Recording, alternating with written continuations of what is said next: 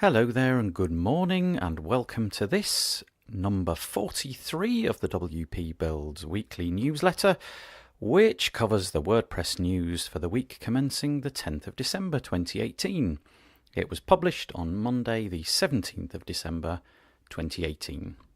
My name's Nathan Wrigley from pictureandword.co.uk, a small web development agency based in the north of England. And a little bit of housekeeping just before we begin. If you go over to the WP Builds website, you'll notice there's a menu at the top, and I'd like to point out a few links if that's all right. The first one is the subscribe link, which is at wpbuilds.com/subscribe, and if you go over to that link, you're able to subscribe to us. For example, we've got a newsletter, we have a thriving Facebook group of nearly 1,800 members, and we also have ways of reaching out to you via YouTube and Messenger and a Slack channel. And essentially all we do is each week when we publish some new content, we send you an email or update you on Facebook Messenger or in the Slack group. It's as simple as that. But the Facebook group is very interesting if you're into WordPress and want to find out all about WordPress things and ask questions and get answers. The next one would be to go to /advertise. You can do that by going to the menu item at the end called Contact, and there's an Advertise button there. And we're doing adverts on the podcast. We've got pre-roll and post-roll audio adverts, plus we've got some banner ads. And I'm keen to see if anybody wants to do that and get on board and help the WP Builds podcast to thrive. So wpbuilds.com/advertise. The other ones to mention are /deals, and you can get heaps off loads and loads of products and services related to WordPress. /webinars, we've got a webinar coming up in January and a couple more in the pipeline as well, so go and check those out. Got one about Client Portal with Laura Elizabeth. And the last one is /contribute. This is our new section where we're asking you, members of the community, to contribute little sections, 10-minute sections with me on a webinar call, and we'll record it, just about something that you found that you've been able to achieve, something that you're proud of, something that you did, and you think, actually, I don't want to keep this to myself. I think it'd be quite nice if I shared this knowledge with some other people. So that's what that's all about. And that's it. Thank you very much. We'll get on with the WordPress weekly news. And the first item is all about the fact that WordPress 5.0.1 has been released this week. And it was somewhat speedy, the release of this. It came on the heels less than 7 days of WordPress 5.0. And if you go to our first link, you'll be linked to the WordFence website, and there's an article entitled WordPress 5.0.1 Security Release Immediate Update Recommended. And on that website, there's a whole bunch of security vulnerabilities, some of them mitigated by the fact that you need to have permission at a certain user role level. But there are a few in here which are certainly potentially very dangerous.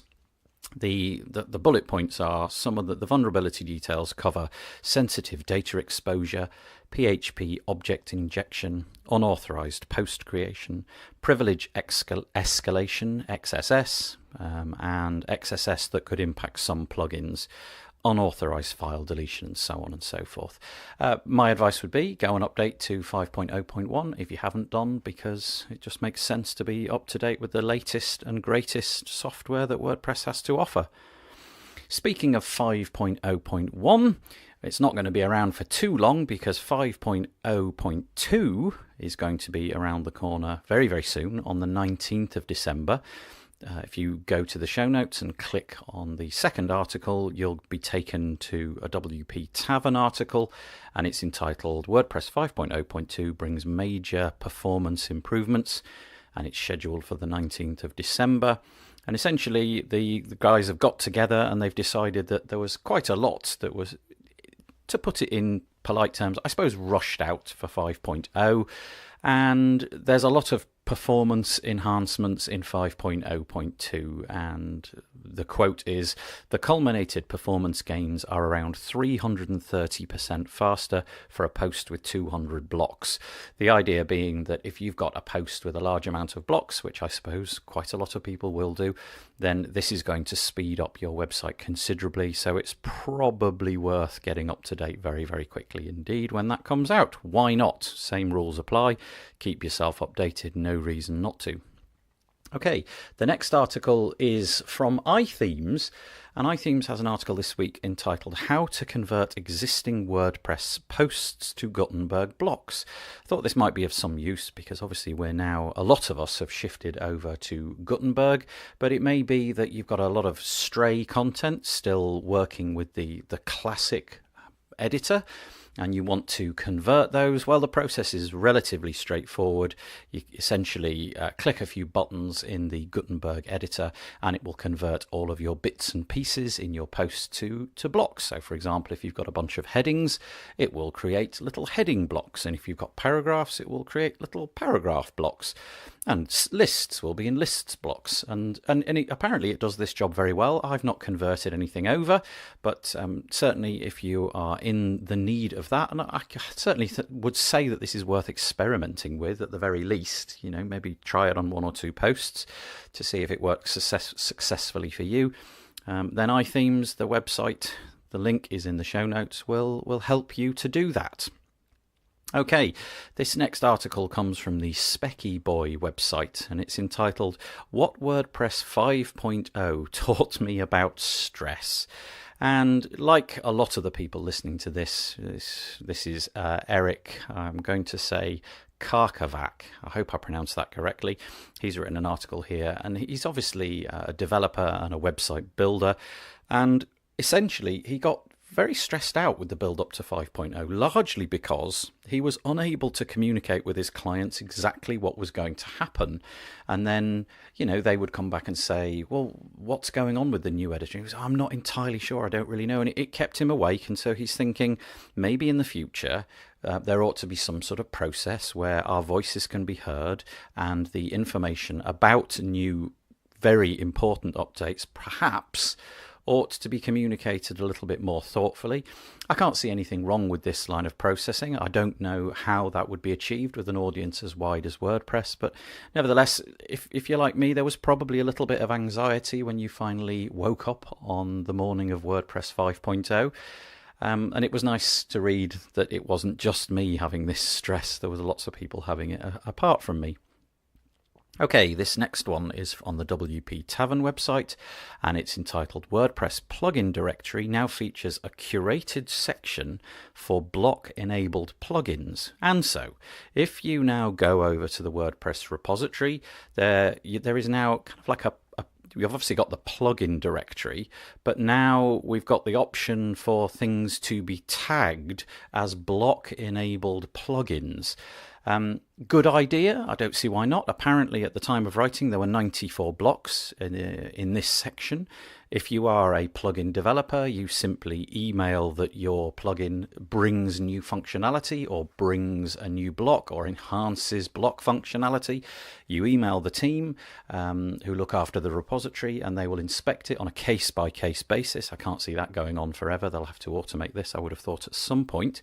And if they believe that your plugin meets their criteria, they will add you. Now, the problem, I suppose, is that WordPress plugin developers only at the minute get 5 tags. So that would mean the removal of one of their current tags, which they might be unhappy to do. So who knows what the solution is, but if Guttenberg is going to be important, maybe the replacement of one of those tags will be useful as time goes on. There is talk, of course, of having a repository simply for kind of blocks. I'm not sure how this will play out. Having 2 repositories, one for blocks and one for plugins, maybe that's a little bit complicated. Maybe we just need a complete refresh think about all of this.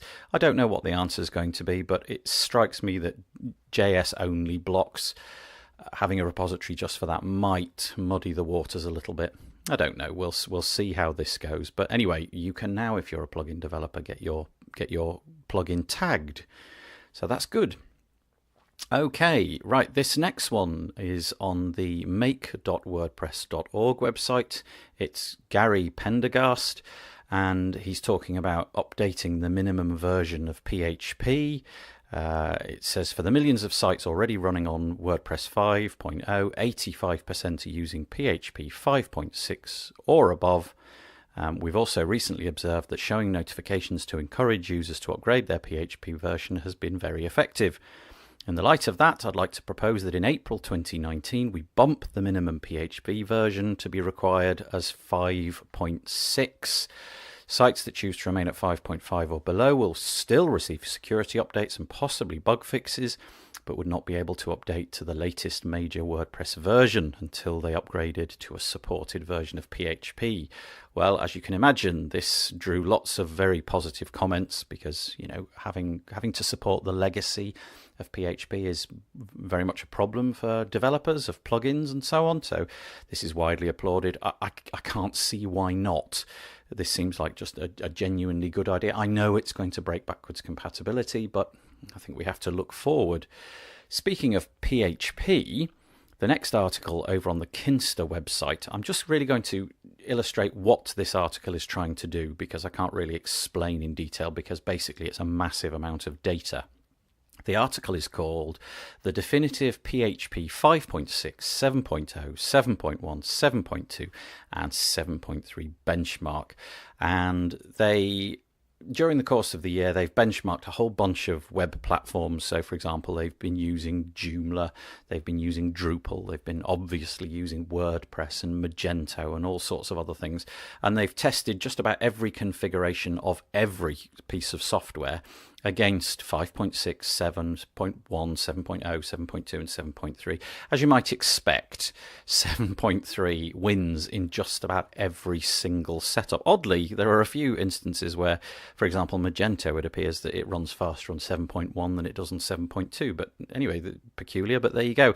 But if you're into this, if you're into PHP and sweating all of that stuff, this is a very extremely long article highlighting in very technical terms how PHP versions affect performance. But the takeaway is, as you might expect, the latest version of PHP 7.3 is the favourite. It wins on just about every single metric. This next one is from the WP Engine website. I assume it's a PR release because of the way that the date is written at the front and so on. But basically it's to say that BigCommerce, the SaaS e-commerce platform, have joined forces with WP Engine to tightly integrate the BigCommerce system into the WP Engine platform. Obviously, if you're running a website, BigCommerce is certainly worth looking at. We have problems at scale with things like WooCommerce, and I know that lots of people, rather than using WooCommerce for big sites, would encourage people to go over to SaaS platforms. Perhaps not. Anyway, the point is that WP Engine and BigCommerce have combined, and they've got this full-featured integration that combines the flexibility of WordPress with BigCommerce's e-commerce engine. And so if you're building websites that have got e-commerce potential or capabilities or requirements, and you're using WP Engine or are thinking about it, this might be a marriage made in heaven for you. Okay, a little while ago we had the controversy of Guttenberg coming along and the accessibility problems that it was causing. An awful lot of anxiety was going on about the fact that we simply weren't having the accessibility issues resolved quickly enough. And so the guys over at WP Campus decided to set up their own kind of crowd-funded campaign for an audit to take place. And the figure that they reached was $30,000. That was the target amount. And Automatic had stepped away and said, look, we're not doing this. And that's why WP Campus decided to set it up. They've reached a third of that total. They've reached $10,000, which is amazing, frankly. And Automatic have now said that they're going to fund the rest of it, which is remarkable. I mean, it's a shame it happened in this direction and it wasn't something that was done at the beginning. But perhaps the automatic line would be that, we never said we wouldn't do it. We were just concentrating on other things. And now that those other things, aka Guttenberg, have come through and we can stop worrying about that, let's get on with the accessibility audit. So it would seem anyway that it's going to be paid for, and roughly 2/3 of it at this moment is going to be paid for by Automatic. So hopefully what was once a problem has now been resolved, and we can only applaud that kind of behaviour.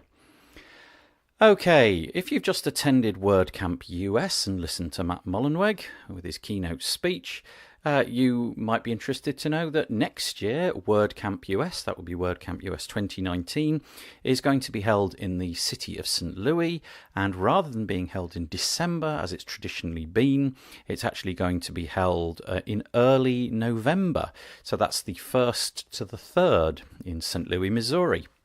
Now, immediately, parents amongst you will be freaking out because you'll be thinking, oh no, Halloween, I want to go out trick-or-treating with my son or my daughter and so on.